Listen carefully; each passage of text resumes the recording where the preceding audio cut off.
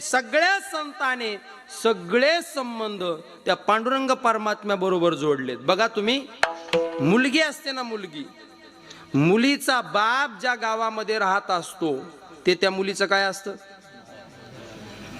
होय माया हो, काय असतं? मुलीचा बाप ज्या गावामध्ये राहत असतो ते त्या मुलीचं माहेर असतं. काय असतं? माहेर असतं. आणि मग पांडुरंग परमात्मा आमचा बाप आहे आणि आमचा बाप ज्या पंढरपुरामध्ये राहतो ना, ते पंढरपूर नुसतं पंढरपूर नाही, तर ते पंढरपूर आमचं काय म्हटले संत?